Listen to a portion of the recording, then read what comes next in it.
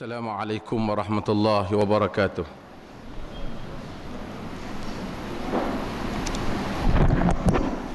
Alhamdulillah, nahmaduhu wa nasta'inuhu wa nastaghfiruh, wa na'udzu billahi min syururi anfusina wa min sayyiati a'malina.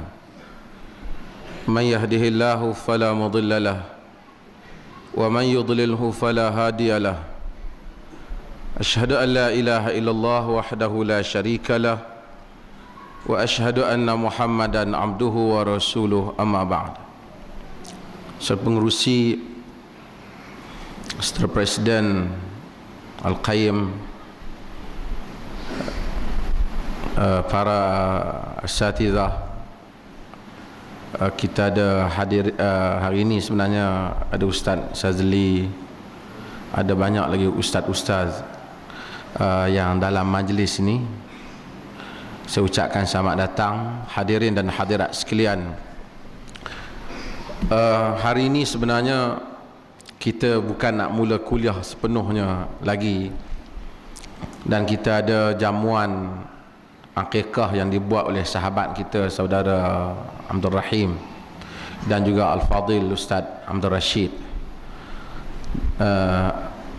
Dan biasa pada bulan Syawal kita memang cari satu tarikh untuk kita buat jamuan, kerana biasanya pada hari raya kita berjumpa, kita tak sempat.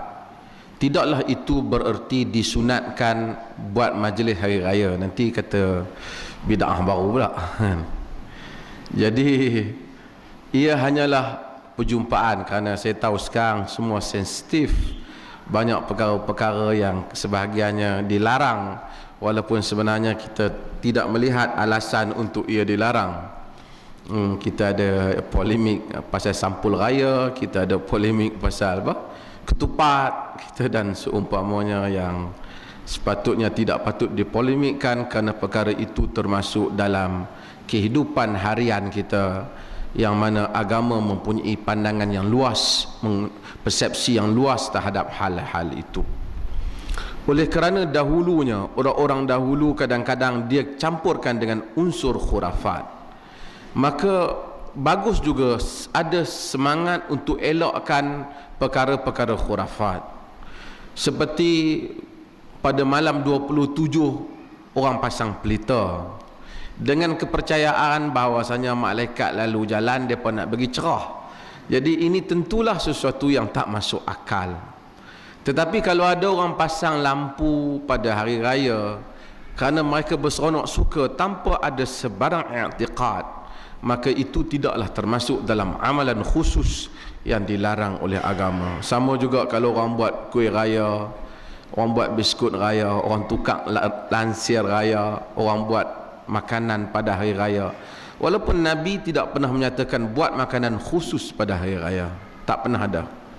Tetapi Nabi menyuruh untuk kita bergembira pada hari raya, dan itu dari segi semangatnya kita telah ambil untuk bergembira. Dan setiap kaum, setiap bangsa mempunyai pendekatan yang tersendiri dalam menunaikan maksud tersebut. Kita akan mulakan ringkas kuliah kita pada malam ini, dan tadi saya dipahamkan Al-Fadil Ustaz Abdul Wahab, kita minta supaya ada sikit kita buka ruang untuk soal jawab. Oleh kerana kitab Riyadhus Salihin adalah kitab yang sering kita baca, dan saya daripada dulu dah baca kitab Riyadhus Salihin ni. Ramai orang barangkali dah hampir tamat kot. Tapi oleh kerana kita baca tak habis kitab ni, di sini Al-Fadil Ustaz Abdul Halim Hasan juga baca Riyadhus Salihin. Saya cadang nak pindah kitab lain, dia orang kata nanti kena beli kitab baru. Jadi kita baca kitab Riyadhus Salihin juga, tapi kita akan baca bahagian yang agak akhir, di mana saya akan mula pada tajuk tertentu dan kita akan sambung seterusnya. Oleh kerana saya ambil sempena Malaysia panas dengan isu hudud, maka saya ambil kitab Riyadhus Salihin ini dalam kitabul umurul manha anha, kitab perkara-perkara yang dilarang. Maka kita ambil bab tahrimu syafa'ati fil hudud, bab larangan untuk bersyafaat di dalam hudud. Maka kita akan baca bab ini dan seterusnya. Dan tuan-tuan bila datang awal nanti kitab Riyadhus Shalihin ada keliling tuan-tuan, tulis digunakan, dan sebahagian orang dah ada kitab ini. Untuk permulaan sebagai muqaddimah, maka saya baca satu hadis. InsyaAllah pada minggu depan kita akan mulakan dengan seterusnya. Wa an Aisyah radhiyallahu anha anna Quraisy ahammahum sya'nul mar'atil makhzumiyah allati saraqat faqalu man yukallimu fiha Rasulullah sallallahu alaihi wasallam faqala man yajtari'u alaihi illa Usamah bin Zaid hubbu Rasulillah sallallahu alaihi wasallam fakallamahu Usamah فقال رسول الله صلى الله عليه وسلم أتشفع في حد من حدود الله فيهم أتشفع في حد من حدود الله تعالى ثم قال فاختطب ثم قال أيها الناس ثم قام يعني dia bangun فاختطب ثم قال أيها الناس إنما أهلك الذين من قبلك إنما أهلك الذي قبلكم أنهم كانوا إذا سرق فيهم الشريف تركوه وإذا سرق فيهم الضعيف أقاموا عليه الحد وأيم الله لو أن فاطمة بنت محمد سرقت لقطعت يدها متفق عليه. يعني حديث ini muttafaq, yakni diriwayatkan oleh Al-Bukhari di dalam sahihnya dan diriwayatkan oleh Imam Muslim dalam sahihnya. Saya selalu sebut bila kita kata diriwayatkan oleh Al-Imam Al-Bukhari di dalam sahihnya, ni ada ramai pelajar-pelajar hadis saya yang telah berjaya mendapat master hadis pada bulan lepas. Bulan lepas ke tahniah lah, semua dah dapat master dalam hadis. Apabila kita sebut riwayat Al-Imam Al-Bukhari, tidak semestinya riwayat itu sahih, kerana Al-Imam Al-Bukhari dia bukan sahaja ada Sahih Al-Bukhari, dia juga ada kitab-kitab yang lain. Dia juga ada Al-Adabul Mufrad, dia ada At-Tarikhul Kabir, At-Tarikhul Saghir. Kitab-kitab selain daripada Sahih Bukhari ataupun Al-Jami'us Sahih tidak mensyaratkan hadis-hadisnya mesti kepada darjat sahih seperti yang dikehendaki di dalam Sahih Bukhari. Ada kemungkinan hadis yang diriwayatkan oleh Al-Imam Al-Bukhari itu dhaif di dalam kitab-kitab yang lain. Di dalam kitab-kitab yang lain. Sebab itu bila kita kata sahih diriwayatkan oleh Al-Bukhari di dalam sahihnya, yakni di dalam Sahih Al-Bukhari. Tolong ada kereta AHY 1774, tolong ubah kejap. Ada jalan, ada ganggu jalan. Okey. Maka riwayat oleh Al-Bukhari dan Muslim. Ni tuan kereta ni, kalau ni dia dengar, dia tolong ubah kejap. Al-Imam Al-Bukhari riwayat dalam sahihnya dan Muslim riwayat dalam sahihnya, maka kita namakan sebagai muttafaq alaih. Okey. Daripada Aisyah radhiyallahu anha bahwasanya Quraisy ahammahum sya'num ra'atil makhzumiyah, mereka telah fikir, telah jadi kacau kepada mereka, runsing tentang seorang perempuan wanita al-makhzumiyah, yakni wanita bangsawan, allati saraqat, yang mencuri. Faqalu, mereka berkata, man yukallimu fiha Rasulullah sallallahu alaihi wasallam. Mereka kata, siapakah yang akan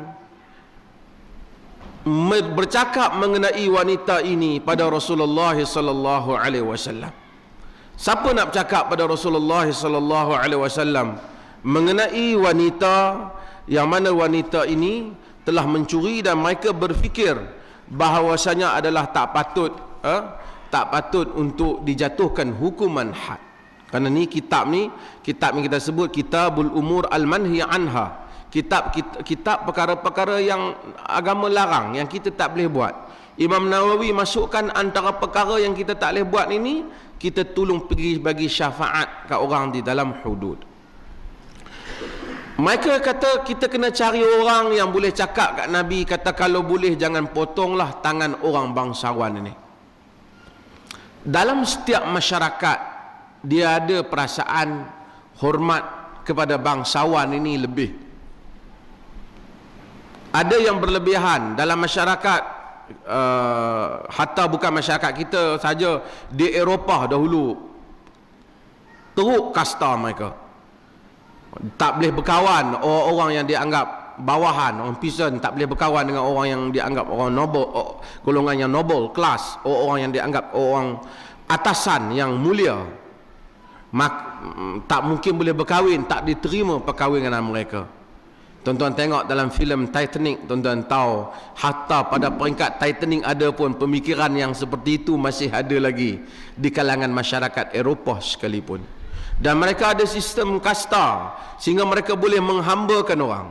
Di India lebih dahsyat lagi sistem kasta mereka, sehingga ada golongan pariah yang mana mereka itu tak boleh, kenuri tentu tak boleh panggil, kahwin dah tentu dah tak boleh, bekas makan mereka tak boleh ditumpang, bahkan mereka patut makan dalam daun pisang saja.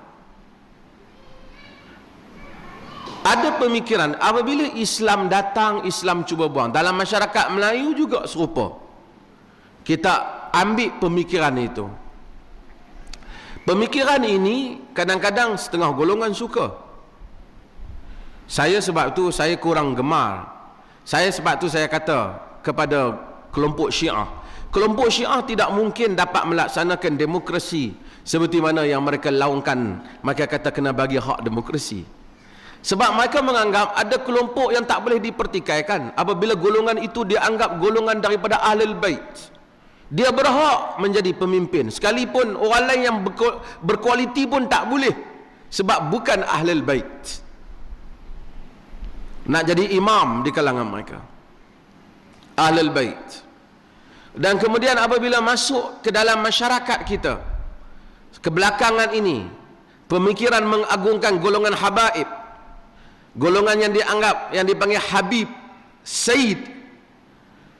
Saya tahu kita hormat, kita sayang kat Nabi, tentu kita sayang juga kepada keluarga Nabi. Kita sayang kat sahabat kita pun kita sayang kepada kaum keluarga dia. Ini kan pula Nabi kita sallallahu alaihi wasallam. Tetapi mengkastakan manusia sehingga sebahagian golongan ini sampai tua tak boleh berkahwin kerana mereka tak berhak berkahwin dengan golongan yang bukan Sayyid. Hamka menulis mengkritik perkara ini. Walaupun perkara itu disebut dalam sebahagian buku-buku fiqh tentang masalah kafa'ah, tentang masalah sekufu ataupun tidak, golongan Sayyid berkahwin dengan orang yang tidak Sayyid, Syarifah berkahwin dengan orang yang tidak Sayyid umpamanya. Tetapi hal ini sebenarnya tak pernah disebut oleh Nabi SAW. Tak disebut oleh Nabi SAW. Perkataan Sayyid diambil apabila Nabi menyebut kepada cucunya Hasan, inna bni haza Sayyid fala'alla Allah yuslihu bihi fi'ataini azim fi'ataini azimataini minal muslimin. Anak aku ini Sayyid, mudah-mudahan Allah damaikan dengannya dua puak di kalangan kaum muslimin, iaitu puak Ali dan puak Muawiyah yang berperang sebelum daripada itu, radhiyallahu anhum ajma'in. Akhirnya berkembang pemikiran ini. Islam sebenarnya datang buang benda ini, sehingga dalam masyarakat Melayu bukan saja berkembang, kita kekalkan itu dalam undang-undang. Maka ada golongan yang tak boleh ditegur. Dia boleh buat macam-macam. Kalau ada orang komplain dia, orang kata dia, boleh dikenakan bawah akta hasutan. Ini perkara yang sehingga mereka ini kadang-kadang, saya bersembang dengan satu esko sebuah negeri, cerita tentang perubahan dan seumpama buat. Tapi bila sampai bercerita pada golongan bangsawan Melayu ini, dia kata tapi kalau mereka minta balak kami kena bagi juga lah. Ini adalah cara fikir yang salah. Saya kata apa salah kalau tak bagi? Tak bagi tak boleh buat apa, tapi nanti bising langsung khabar lah. Tak dapat restu dan seumpamanya. Kerana orang Melayu menganggap salah untuk tegur. Di kalangan parti-parti politik, mereka mungkin boleh berbalah sama mereka, kutuk kawan ni, kutuk kawan tu, tapi sampai kepada level ini mereka tak akan cakap. Mereka meletakkan seakan-akan satu nilai, satu kesucian, sacred, yang mana mereka tak boleh dipertikaikan. Dan orang yang dipertikaikan itu salah. Jangan salah. Bukan sahaja yang nasionalis, yang pakai topi Islamis pun sama saja pikirannya. Apabila sampai kepada hal-hal yang seperti ini, Nabi SAW datang dan membuang pemikiran ini, supaya manusia sama di hadapan Allah Subhanahu Wa Taala, apatah lagi juga sama di dalam pelaksanaan undang-undang. Sayyidina Umar bin Khattab radhiyallahu an, apabila dia mengadili, menilai isu antara Ali dan seorang Yahudi, dia bercakap kepada Ali, ya Abul Hasan. Dia dah memanggil Yahudi itu dengan nama Yahudi. Sayyidina Ali berubah wajahnya. Umar tanya, adakah engkau marah sebab aku samakan kau dalam kes ini bersama dengan Yahudi ni? Ali kata, tak. Aku marah sebab kau panggil aku Abul Hasan. Abul Hasan ni kunyah, satu gelaran. Orang Arab ni dia hormat, dia panggil kita dengan kunyah kita. Ya Abul Hasan. Kalau orang tu ada anak macam saya, ada Talhah, ya Aba Talhah. Tuan-tuan ada yang ada macam-macam lah anak. Sebab tu pilih nama anak elok-elok lah. Kalau bubuh anak Awang susah, ya Aba Awang, jadi tak apa sedap punya lah.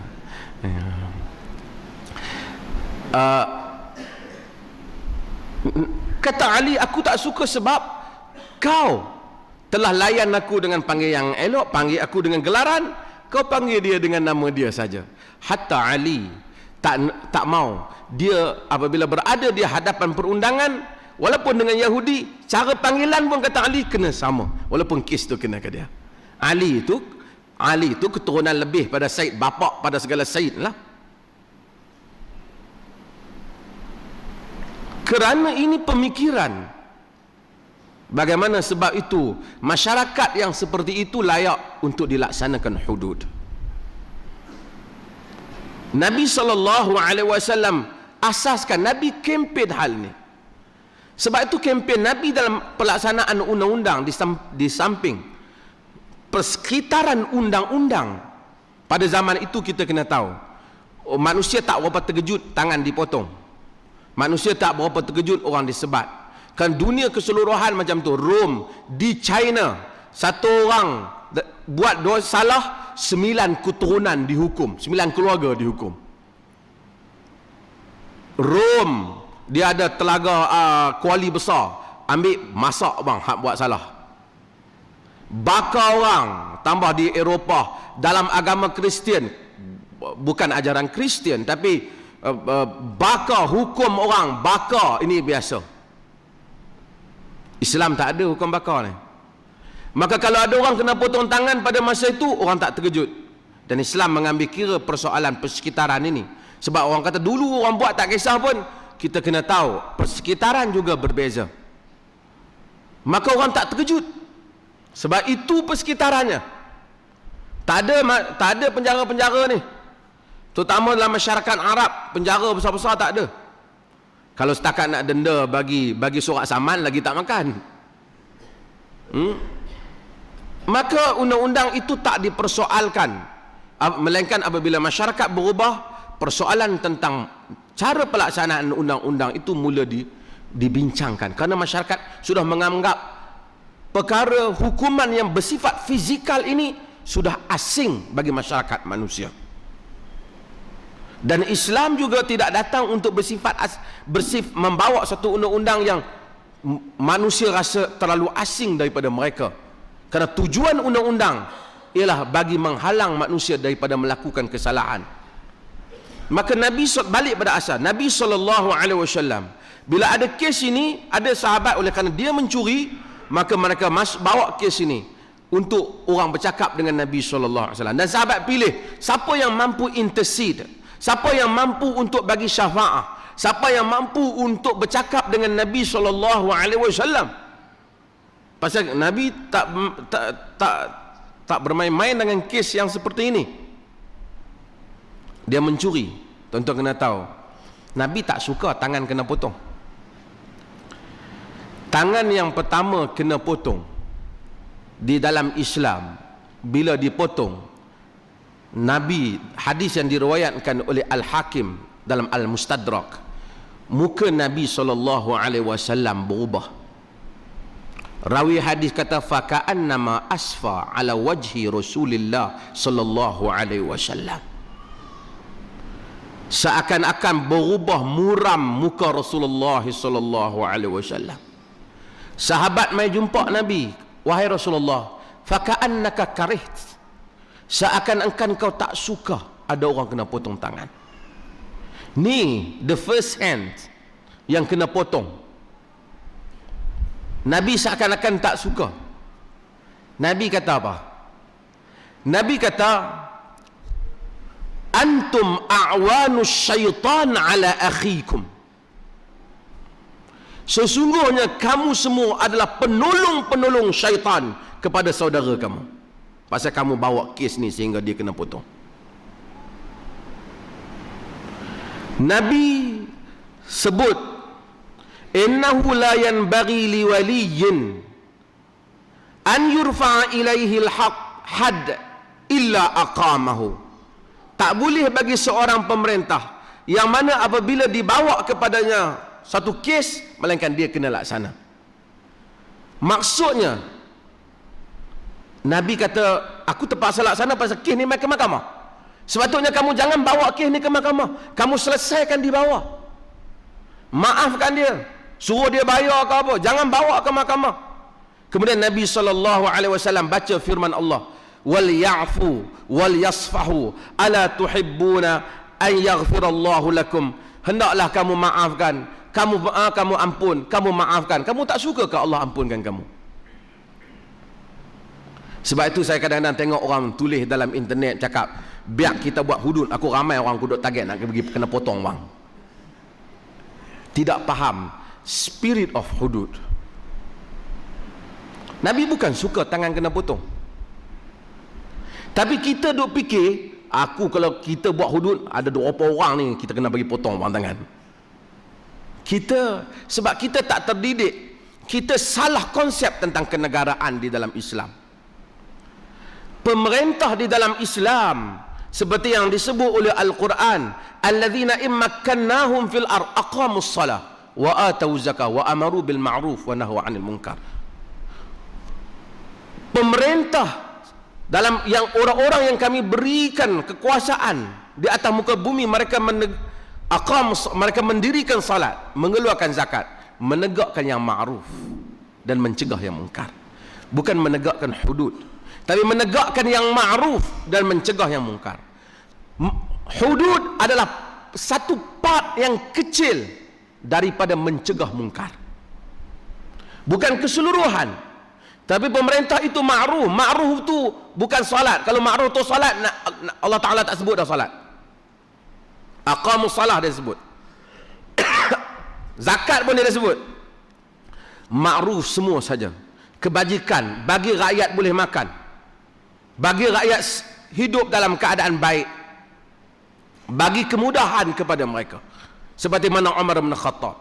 Umar bin Khattab dikenang bukan kerana dia memotong tangan pencuri, tapi Umar bin Khattab dikenang kerana dia menegakkan keadilan, merendahkan dirinya, sehingga Umar tidak akan makan sehingga mengetahui rakyatnya makan.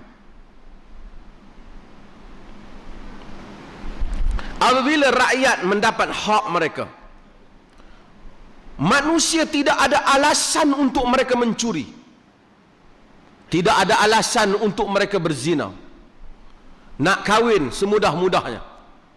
Tengok zaman Nabi, bangun dalam majlis, orang tawa, wanita tawa diri pada Nabi. Tawa diri pada ustaz, demam. Tawa diri pada Nabi SAW. bangun tawar diri pada Nabi.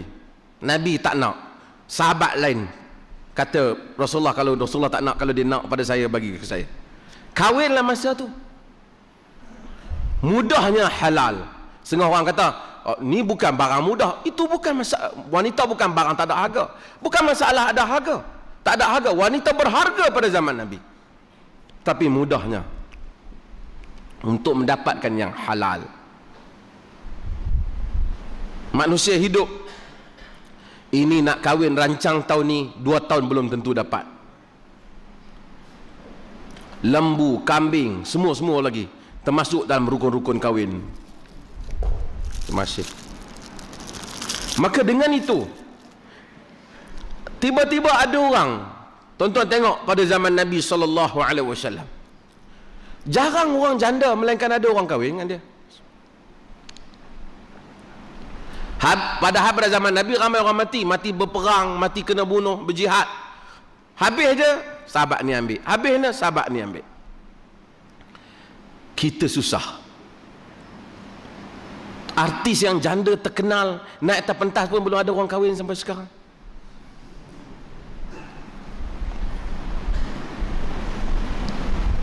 Ini kan pula orang biasa. Saya bukan menafikan, tapi saya menyatakan Nabi mewujudkan persekitaran ini. Pasal apa perlu zina? Pasal apa perlu mencuri? Saya kata,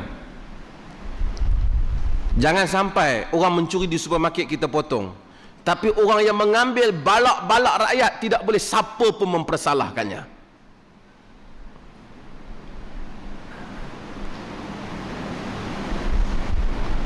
Kita tak ada persekitaran itu. Nabi mewujudkan persekitaran itu. Ketika Umar memotong tangan pencuri, di antara bau kiri dan kanannya 12 tampung jahitan. Siapa yang berani tampil menyatakan dia memotong tangan pencuri kerana dia mempunyai kepentingan politik?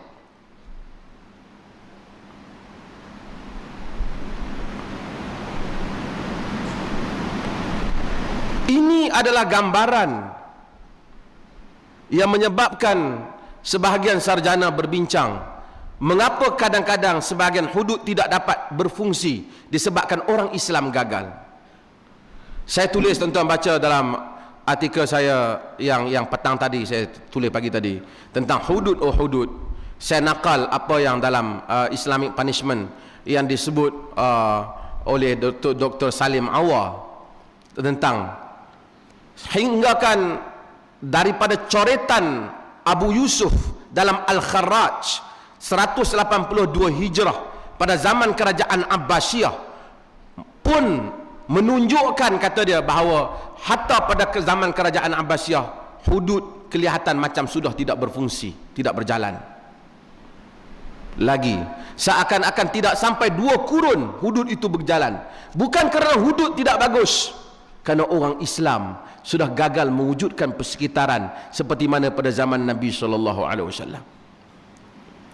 Libya 2 tahun mengkanunkan hudud, dan juga Pakistan, tapi kedua-dua negara itu tidak pernah melaksanakannya sama sekali. Utara Sudan dan Nigeria mengkanunkan hudud dan melaksanakan beberapa tahun, 2-3 tahun, kemudian menghentikannya apabila mereka sendiri mendapat reaksi yang negatif daripada orang Islam.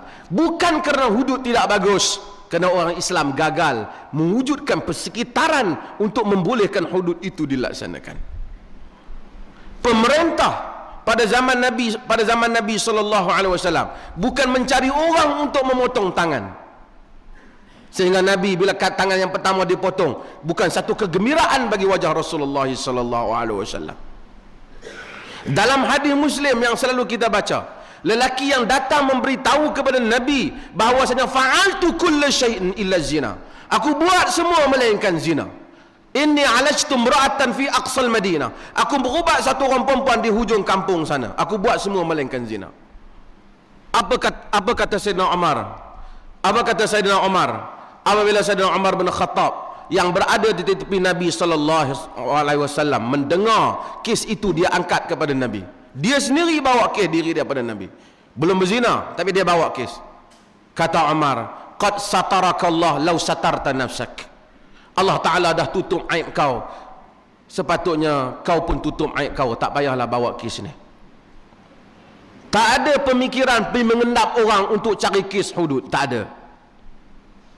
Sebab itu kita kena bezakan antara dua maksiat. Maksiat peribadi yang membabitkan manusia dengan Allah, yang itu Islam tak intip. Dan maksiat yang membabitkan mengancam keselamatan masyarakat, yang itu kita intip. Pasal kalau tak intip, dia akan ancam orang lain. Apabila pemikiran ini tak ada, maka kita akan gagal menafsirkan maksud hudud yang dibawa oleh Nabi sallallahu alaihi wasallam. Kerja pemerintah ialah menegakkan yang ma'ruf, dan ma'ruf itu sangat luas. Mencegah yang mungkar, mungkar itu sangat luas. Termasuk yang mungkar itu maki hamun dalam masyarakat, kezaliman, penindasan, penguasaan. Nabi bukan saja mengatasi masalah mencuri, Nabi tak benarkan golongan penguasa peniaga menindas golongan pembeli. Nabi tak benarkan talaqul rukban yang kita akan baca nanti. Orang pergi monopoli barang, sekat barang tengah jalan supaya orang kampung dapat barang dengan harga yang mahal. Nanti akan ada bab yang kita akan baca. Nabi tak lagi. Sebab kerana Nabi mewujudkan persekitaran supaya apabila undang-undang dijalankan, manusia tidak boleh mempertikaikan keadilan undang-undang itu.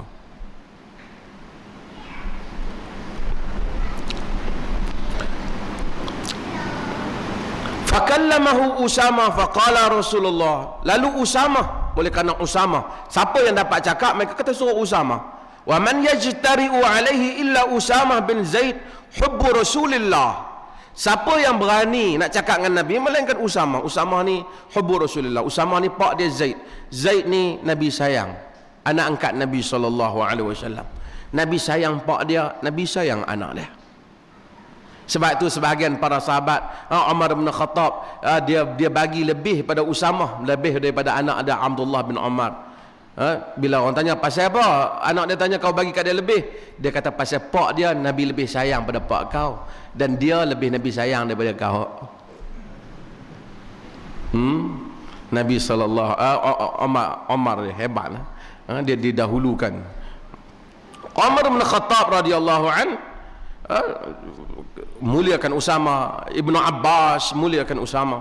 Dia berkata suruh Usama, dan Usama bercakap pada Nabi, kata Rasulullah, ini perempuan anak golongan bangsawan, ini golongan apa? Bangsawan ni nak sebut apa dalam bahasa Melayu? Bangsawan lah kan? Ini golongan bangsawan. Bukan hak main bangsawan tu, waktu main bangsawan tu lain. Di Perlis ada seorang nama Ismail Bangsawan, tapi dia tidak bangsawan lah, dia main. Ni orang Perlis dah. Golongan nobleman, orang-orang yang dianggap sebagai orang berkedudukan dalam masyarakat. Nabi kata, atashfa'u fi haddin min hududillahi ta'ala. Adakah engkau cuba memberi syafaat, intercede, engkau cuba campur tangan dalam hudud Allah Subhanahu wa ta'ala? Ini perkataan hudud Allah. Tuan-tuan, saya nak sebut, bila sebut hudud Allah, saya nak sebut, ramai ustaz-ustaz ni, mereka pandai daripada saya lagi, tapi saya ingatkan, ramai saya dengar penceramah, bila dia ceramah tentang hudud, dia kata tilka hududullah. Allah Ta'ala dalam kata Al-Quran, demikian itu hudud Allah. Tuan-tuan, perkataan hududullah dalam Quran, tidak ada satu ayat yang merujuk kepada undang-undang hudud. Ayat hududullah dalam Quran, dalam surah Al-Baqarah, merujuk kepada isu kes hukum hakam talak kedua-duanya. Dalam surah An-Nisa, ia merujuk kepada masalah harta pusaka. Dalam surah Al-Mujadalah, ia merujuk kepada masalah hukum zihar. Jadi hududullah, hudud Allah dalam Quran, semua hukum Tuhan. Jadi kalau kata kita nak tegakkan hudud Allah dalam Quran, artinya hang kena tegakkan semua hukum Allah dalam Quran. Bila dia kata saya nak tegakkan hukum Allah dalam Quran, balik dia buah penampak bini dengan penendang, hang tak tegakkan lagi. Hang cakap pandai. Hudud dalam Quran tu ada kaitan buat baik dengan bini. Hudud, perkataan hudud. Cuma dalam hadis ni hudud, Nabi kata haddin min hududillah. Had daripada had-had Allah. Ini saya sebut dalam ceramah bila saya kata, ini kita kena faham. Setengah orang dia salah faham bila dia baca ayat wa man lam yahkum bima anzalallah fa ulaika humul kafirun. Sesiapa yang tidak memerintah dengan hukum Allah, tu terjemahan dia. Tak betul. Quran tidak pernah kata sesiapa yang tidak memerintah dengan hukum Allah. Sekarang kata siapa yang tidak berhukum dengan hukum Allah. Orang kata bila dia wa man lam yahkum bima anzalallah fa ulaika humul kafirun. Siapa yang tidak memerintah hukum, itu dia terjemah. Quran tak kata. Quran kata yahkum, dia berkata hakam. Karena pemerintah, macam mana kita tahu perkataan al-amr, pemerintah. Waliyul amr, itu pemerintah. Tetapi hakam maksudnya menghukum. Artinya kalau kita tak hukum anak kita dengan cara hukum Tuhan, banyak hukum Tuhan, anak kita tak didik dia, kita bagi cara tak adil, kita pukul anak kita benda yang tak berhak dia dipukul, kita zalim anak kita zalim isteri kita maki isteri kita, kemudian kita pukul dia, kita cederakan dia, kita tidak berhukum dengan hukum Allah. Kalau kita kafirkan orang yang tak hukum, kita juga kafir di bawah. Dia kata tak, yang kafir atas, saya tak masuk. Sebab itu maka para ulama memberikan tafsiran apa maksud hukum di situ dan apa juga maksud kafir di situ. Ini perkataan hudud dalam ayat ini. Nabi SAW kata, kemudian Nabi bangun dan berkhutbah. Nabi menyatakan, wahai manusia, sesungguhnya binasa orang-orang sebelum daripada kamu. Mereka itu apabila orang-orang yang mulia di kalangan mereka mencuri, mereka tinggalkan. Dan apabila orang-orang yang lemah di kalangan mereka mencuri, lalu mereka ambil tindakan. Ataupun mereka dirikan aqamu alaihil had, mereka tegakkan hudud. Fa'aimullah, demi Allah, sekiranya Fatimah binti Muhammad mencuri, nescaya aku akan potong tangannya. Ini keadilan di hadapan undang-undang. Jika kita boleh kata sekiranya raja mencuri, anak raja mencuri, orang istana mencuri, orang bawah mencuri, orang kampung curi, orang bandar curi, semua kita nak potong tangan. Maka kita sampai ke tahap ni ya. Tapi kalau kata orang raja mencuri, siapa yang petikaikan, dia kena bawah akta hasutan, kita tak boleh buat hudud. Kita tak boleh buat hudud. Sebab itu perjuangan di dalam politik Islam bukanlah satu perjuangan seperti mana yang dipahami. Bagus, saya tidak menafikan perjuangan hudud itu perjuangan yang bagus, supaya sekurang-kurangnya memberi ilmu kepada rakyat. Tapi tak bagusnya golongan yang mempolitikkan hudud. Cuma saya nak ingatkan, bukan kemuncak kepada kenegaraan Islam itu ialah soal hudud semata-mata, tetapi menegakkan sistem Islam keseluruhan. Salah satunya hudud. Hudud itu cantik, seperti mana indahnya pintu istana yang mahal, tapi jika dipasang di rumah buruk yang sengit, pada balik rumah tu dan patah pintu itu, hendaklah dia dipasang juga di istana yang cantik. Maka kelihatanlah hudud itu cantik. Inilah sebab itu saya ingin menyebut akhirnya masa kita terhad, apa yang disebut oleh Al-Imam Syafi'i, yang diulas oleh Al-Imam Ibn Qayyim Al-Jauziyah di dalam kitab At-Turuqul Hukmiyah. Faqala Syafi'i la siyasata illa ma wafaqa asy-syara'. Faqala Ibn Aqil as-siyasatu ma kana fi'lan yakunu ma'ahu an-nas aqrabu ila as-salahi wa ab'adu 'anil fasad wa in lam yad'hu ar-rasul wa la nazala bihi wahy. Kata Al-Imam Ibn Qayyim, kata Al-Imam Syafi'i, tidak ada politik melainkan apa yang menepati syarak. Kata Ibn Aqil, siasah itu perbuatan yang mana paling dekat kepada kebaikan dan paling jauh daripada kejahatan, sekalipun Rasulullah tidak pernah ajar, Rasulullah tak pernah tunjuk, sekalipun Allah Ta'ala tak pernah wahyukan. Kata dia. Kemudian kata Ibn Qayyim, fa in aradta biqaulika illa ma wafaqa asy-syar'a ay lam yukhalifu ma nataqa bihi syar'u fasahihun. Jika kamu maksudkan politik itu sesuatu yang apa yang menepati syarak, maksudnya apa yang tak menyanggahi apa yang Quran dan hadis sebut, itu betul.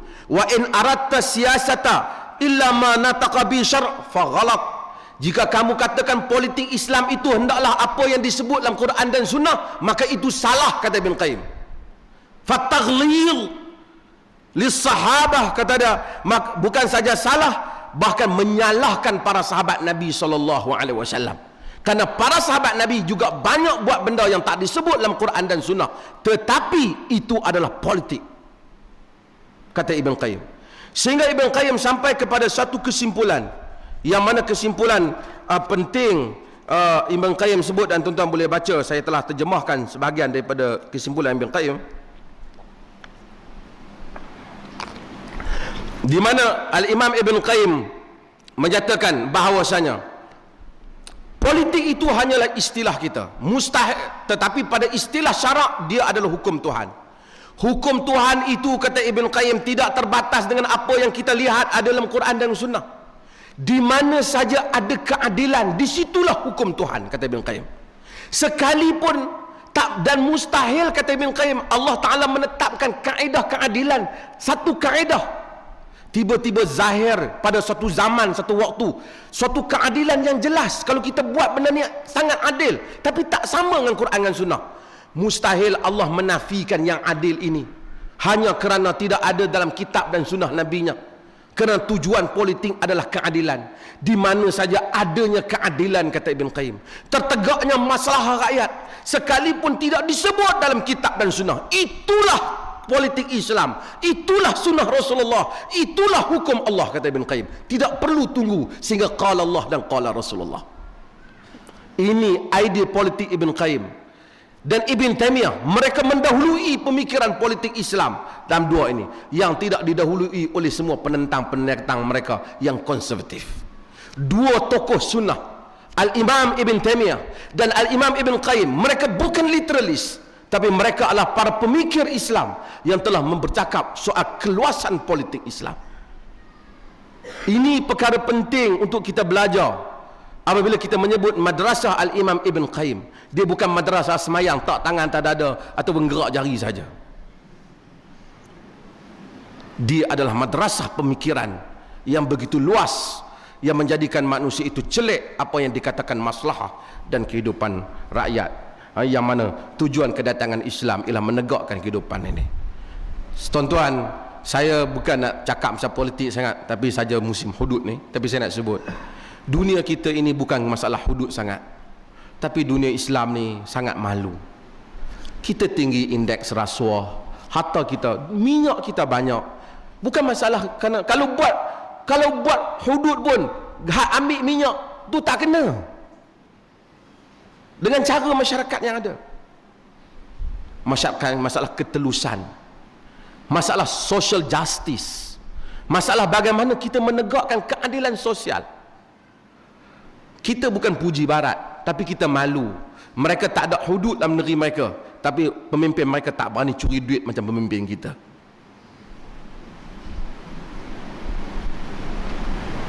Bukan kerana hudud tak perlu, tetapi mereka tak buat hudud, satu, mereka bukan non-Muslim, tapi mereka menegakkan keadilan sosial untuk diri mereka.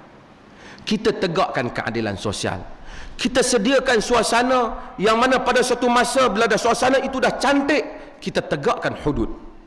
Ketika itu siapa pun tak boleh mempertikaikannya. Dia kata, kenapa nak tegakkan? Kenapa saya faham nak mencuri? Nabi, tuan-tuan, Nabi tak bagi jiran sebelah lapar. Nabi tak bagi orang Islam susah, semangat tolong menolong. Nabi hidupkan di kalangan orang Islam. Sayangkan saudara, sayangkan sesama Muslim, Nabi hidupkan. Ada air sikit dia tak minum, melainkan fikir juga saudara dia. Dalam masyarakat yang macam tu, hudud berjalan, kau tak ada pasal mencuri. Sebab tu saya sebut idea Hamzah Yusuf, salah seorang tokoh penceramah terkenal daripada Amerika, dia menyebut dalam consumerist society, pengujudan undang-undang hudud bukan hudud yang tak bagus, tetapi dia tak ngam dengan masyarakat tu. Dia punya framework tu bukan yang itu. Maka kita dapati gerakan Islam di Turki sekarang sedang hidupkan Islam di Turki. Dia tak bicara tentang hudud kerana masanya belum tiba. Kita tak boleh kapikan mereka. Hamas sendiri yang siang malam duk tembak orang mati ni pun tak potong tangan lagi walaupun dia memerintah. Mesir yang naik memerintah, Ahmad Mesir juga dia, Nursi juga tidak memperkatakan tentang pelaksanaan undang-undang hudud. Sebab bukan mereka menolak hudud, tetapi mereka semuanya merasakan hudud memerlukan suasananya yang sesuai untuk dilaksanakan. Kita orang Islam tak tentang hudud. Saya sebut ada 3 golongan. Satu, golongan yang memang tak mau hudud tu sendiri. Apa idea hudud tu pun dia meluat dah. Ini rosak akidah dah. Golongan yang kedua, dia tak meluat hudud, dia mungkin dia petikai pandangan orang tentang hudud. Macam ada orang petikai, kalau 2 orang, seorang mencuri, seorang Muslim dan Muslim main kepada undang-undang, kita kata yang Muslim dipotong, yang tak Muslim masuk penjara. Ataupun kita buat hukum qisas, satu orang potong telinga kawan dia, kalau Muslim potong, kita potong telinga dia balik, balas. Tapi kalau non-Muslim, kita tak potong telinga dia balik, pasal undang-undang tu tak kena pada dia. Tentu kita tak dapat, dia bukan saja adil, mesti kelihatan adil. Orang kata tak apalah, biarlah orang bukan Islam suka mencuri, orang Islam tak mau mencuri. Ada orang fikir macam tu. Islam bukan fikir macam tu. Islam dia fikir untuk keamanan negara. Maka kalau ada orang petikai hal ini, dia bukan petikai hudud, dia petikai cara kita faham terhadap undang-undang itu. Adakah mesti hudud ni semua non-Muslim tak terlibat, ataupun mesti ada bahagian yang non-Muslim juga terlibat kalau nak dibuat, jika ia membabitkan masalah kepentingan yang dikongsi bersama? Tak apalah minum arak dia boleh minum, tapi takkan mencuri dia boleh, kita tak boleh. Takkan cedera orang dia boleh, kita tak boleh. Maka pemikiran ini memerlukan ijtihad baru. Buat setelah kita mantap dalam ijtihad. Kalau ada orang minta supaya enactment itu dibincangkan, bukan menolak hudud, tapi mengkemaskan dia, itu bukan menentang hudud. Golongan yang ketiga ialah golongan yang menyatakan bahawasanya bukan hudud salah, tetapi kita kena tunggu waktu yang sesuai untuk buat. Haji sesuatu yang wajib, tapi kalau jalan berperang, kita pergi kapal terbang, kita nanti dia tembak, ataupun kita pergi perjalanan berlaku peperangan, jalan nak sampai tak boleh, kita tangguhkan haji, bukan kerana haji tak bagus, syarat tidak cukup. Itu haji rukun kelima. Ini kan pula perkara yang membabitkan masalah keselamatan awam dan seumpamanya. Idea hudud bagus, kita menyokong hasrat, tetapi kita menyatakan ia memerlukan penelitian sebelum pelaksanaan. Terima kasih banyak. Buka soalan. Saya ingat kita buka satu soalan pasal kita nak kena pergi makan lagi. Saya pertama mohon maaf, ini kesilapan AJK. Apabila kami mesyuarat, kami rasa macam ayam tu dah cukup, pasal kambing tu 4 ekor. Tiba-tiba ayam rupanya tak cukup sebab ramai orang makan ayam. Dan kita terlupa, kita ingat majlis-majlis yang lepas semua cukup kerana Datuk Seri Syahidan selalu datang dengan segala gerombolan makanannya. Tapi kali ini dia tak datang, jadi kita, kambing tu masih ada, tapi saya tahu ada orang yang tak makan kambing kan. Tapi Nabi makan kambing. Saya tentulah Nabi makan kambing. Tapi kalau orang tak makan kambing, tidaklah berarti dia benci Nabi. Itu kena faham juga. Itu masalah sunnah yang kita kena faham juga. Tengok-tengok kawan kita tak makan macam ni, ini mesti anti sunnah. Tak boleh kata macam tu. Dulu kita ada kawan, saya selalu sebut di sini, satu kawan tentang kambing. Tentu ingat saya sebut, Pak Haji Samad suka tajuk ni. Pak Haji Samad saya tahu, Pak Haji Samad kerana kalau dia meninggal pun dia ada wasiat yang saya suka nak laksanakan. Apa nama, kawan saya seorang, dia kata dia jual rokok, dia edar rokok, dia langkawi, dia rokok, dia jadi ejen edar rokok. Jadi dia jumpa satu orang gembala, bela kambing. Dia kata saya bela kambing. Sebab Nabi semua Nabi bela kambing. Tapi kambing ni ada satu daun saja dia tak makan. Daun apa? Daun temakau. Jadi dia kata ambil faham macam tu ya. Kalau pun tak mau makan kambing, janganlah duk pergi jual daun temakau tu. Jadi minta maaf banyak. Kambing tu insya-Allah ada lagi, tuan-tuan boleh makan. Kalau tak ada pun kita jadikanlah majlis hari ini untuk bersosial. Ini insya-Allah minggu depan kita akan sambung kuliah kita seperti biasa. Saya ingat kita ada boleh buka satu atau dua soalan dan kemudian kita akan sambung. Silakan. Sila.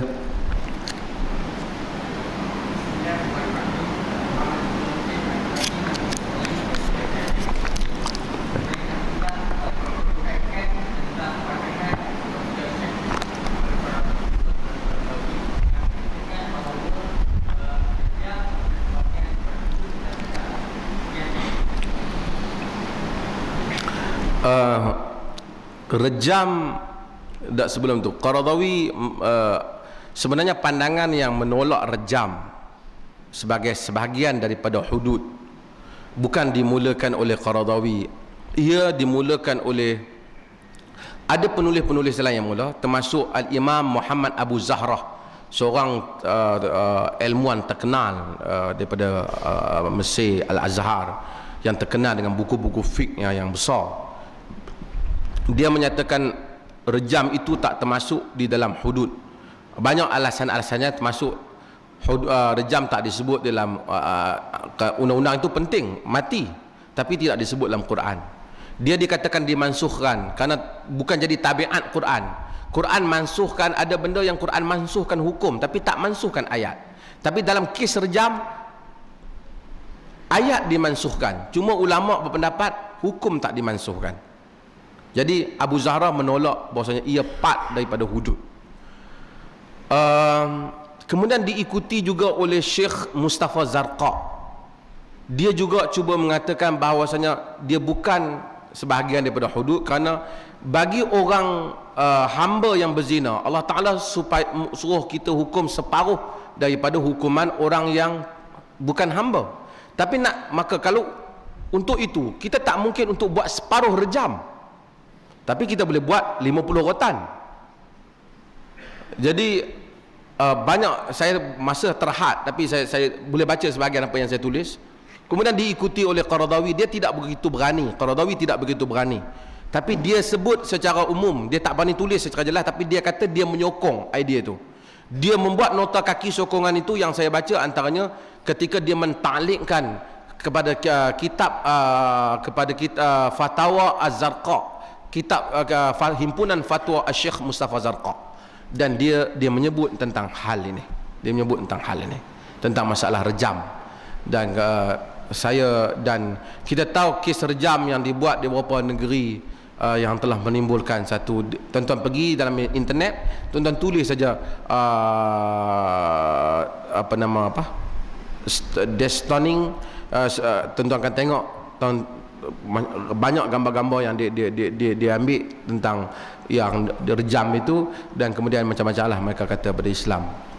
Sebenarnya rejam ni ada dalam agama Yahudi dulu ada, tidak boleh dinafikan. Kita tengok dalam Old Testament, kita tengok ada cerita orang yang kena rejam, tetapi kita tak nampak dalam nas agama. Cuma ada riwayat tentang hatta lelaki yang direjam, Ma'is itu, bukan Nabi nak rejam, dia minta. Lalu timbul perbahasan di kalangan para ulama, adakah rejam yang dilakukan pada Ma'is itu kerana memakai hukuman Yahudi dahulu, kerana belum turun ayat sebat, ataupun seumpamanya. Berlaku khilaf di kalangan mereka dalam hal ini, dan kita tak lihat dalam catatan-catatan ulama-ulama tentang kes rejam ini dibuat selepas daripada zaman khulafa. Kita tak dengar mereka dibuat. Cuma saya nak sebut sikit, Qaradawi dalam bukunya Fiqh Jihad yang tuan-tuan mengaji tak habis tu, dalam buku Fiqh Jihad, dia menyebut bahawasanya Malaysia dan negara Malaysia ini negara Islam. Itu dan saya juga ingin menegaskan bahawasanya memanglah Malaysia ini negara Islam. Tapi bila sebut negara Islam, bukan bererti dia kata kita ada aku orang Islam, ramai orang Islam tak puasa, ada orang Islam berjudi, ada, tapi title tu Islam, tapi yang tak betulnya kita kafirkan negara. Kan negara ni kalau kafir pun dia bukan negara Malaysia, bukan nak masuk syurga dan neraka, nak masuk kita. Tapi ada orang suka bahas masalah negara Islam, tak negara Islam dan seumpamanya. Saya kata bukti kita negara Islam yang paling kuat apabila kita menuntut supaya dia buat hudud. Kata Qaradawi, Malaysia ni buat undang-undang Islam tak? Buat. Tapi bukan semua. Ada bahagian undang-undang Islam yang dia buat. Kita jangan fikir undang-undang Islam tu hudud saja. Nikah kahwin pun sebahagian daripadanya. Cuba kita buat hudud, kita tak buat nikah kahwin. Boleh you know? Buktinya kita suruh dia buat hudud. Kita tak mungkin boleh pergi jumpa non-Muslim Ramasami. Saya tengok lu duit, you duit banyak, pasal apa you tak pergi haji? Tak boleh kata tu kat dia. Dia kata you tak pergi haji tau. Nanti kita tak akan suruh dia pergi haji kerana haji ialah kaitan dengan Islam. Tapi kalau dia Muhammad, dia duit banyak, hang ni duit banyak, orang tengok pergi lah haji. Itu betul. Kita tak mungkin suruh negara Thailand buat hudud. Tapi kita suruh negara Malaysia buat hudud. Bila kita suruh, bererti kita mengiktiraf dia. Jangan. Maksudnya pihak yang menyuruh tu. Saya kata dia negara Malaysia kena buat hudud, tapi bukan sekarang. Setelah mencukupi syarat-syarat yang saya sebut tadi. Lambat lagi lah, panjang lah cerita ni. Kan? Kemarin esok lusa memang tak boleh buat kan. Tapi artinya kita fikir salah. Kita suruh orang tu pergi haji, kemudian kita kafirkan dia. Tak boleh. Ini cara fikir yang salah. Sebab tu saya fikir tak salah dok bincang kafir, negara sekular, negara kafir, buang masa. Kita nak buat apa dalam negara ni? Apa benda Islamik yang kita nak bincang pasal istilah. Kita kritik pelaksanaan tak ada masalah. Ada orang kritik bank Islam ataupun bank muamalat, kita kata hang kafir lah, hampir kritik benda Islam. Tak boleh, dia bukan kritik Islam, dia kritik dia kata bank pun bank Islam. Kita kritik orang yang laksanakan tu. Kita tak boleh kafirkan hal tu. Bila orang kritik sesuatu enactment, dia bukan mengkritik hudud tu, dia mengkritik cara orang laksanakan. Ada last question? Ada soalan? Ya.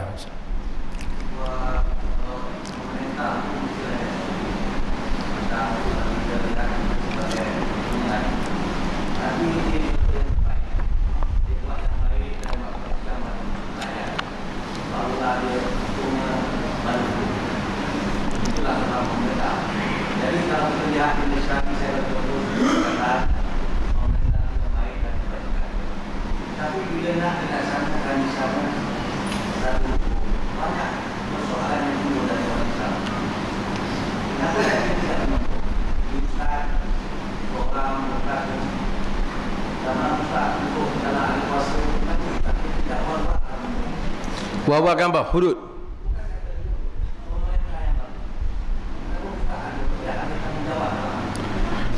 Apa maksud tak wawarkan tu?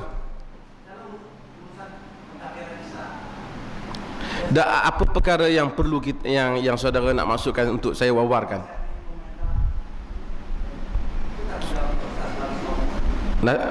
Nasihati pemerintah tu macam mana? Saudara baca saya punya tulisan teguran semasa saya jadi mufti, even di dalam utusan dan seumpamanya, mengkritik pemerintah. Jadi apa patut saya buat pada pemerintah? Menjatuhkannya? Jadi seorang mufti jatuhkan pemerintah dan ambil jadi menteri besar, kerana itu maksudnya.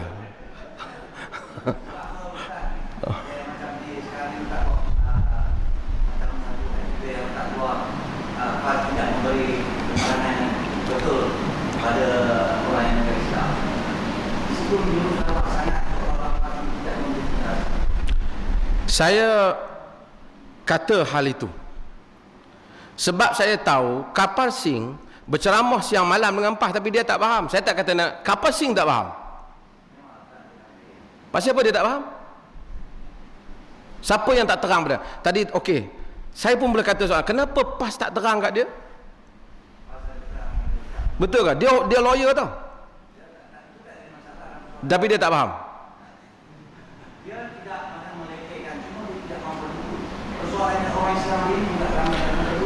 Dia tak lekehkan, tapi dia kata tak adil lah. Ya. Tak, dia tidak lekehkan tapi dia kata tak adil.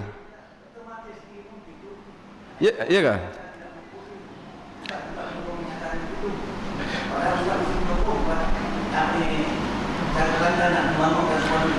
Saya sebut tadi, hudud itu sendiri orang tak petikaikan. Orang petikaikan penafsiran hudud. Kapasing, saya fikir dia penafsirkan tentang penafsiran itu. Tentang adakah rogol perlukan 4 orang saksi itu pun tidak. Mereka petikaikan hal itu. Walaupun enactment itu telah diubah sedikit kemudiannya. Saudara boleh baca tulisan Profesor Hashim Kamali mengulas tentang hudud, enactment hudud Kelantan dan Terengganu. Mereka tak menentang hudud, tapi mereka mengemaskan enactment itu. Kerana kalau kita nak buat, kita kemaskan dia. Tetapi PAS being trapped apabila dia terbabit terlalu lama membincangkan hal ini sehingga itu telah dijadikan sebagai isu politik dalam negara, sehingga orang melupai banyak benda lain yang boleh dibuat oleh sebuah gerakan Islam. Gerakan Islam boleh bagi kebajikan, buang rasuah. Gerakan Islam boleh tentang ketidaksamaan. Dan ini idea yang tak bagus bagi orang PAS. Dia pantang dikritik. Dia mencanangkan demokrasi dan menganggap bahawa kalau orang mengkritiknya bererti mengkritik Islam. Ini pendekatan yang tak bagus. Sebab itu kita bimbang. Gerakan Islam, bukan semua orang PAS. Saya kata ada orang PAS lah, tapi saya ingat ramai pemimpin PAS okey je. Saya tengok Tuan Guru Nik Aziz jawab pada artikel saya tu pun okey je. Tapi artinya dia rasa kalau orang kritik PAS artinya menentang Islam. Tak semesti. Orang mengkritik idea itu. Dan PAS tak boleh duduk dalam lamunan itu terlalu lama. 65% pengundi tidak ada parti. Dan sikap untuk menjadi pemerintah ialah sikap keterbukaan untuk mendengar cadangan rakyat. Lebih baik tidak memotong tangan kerana tidak cukup bukti daripada memotong tangan kerana tersilap hari bulan.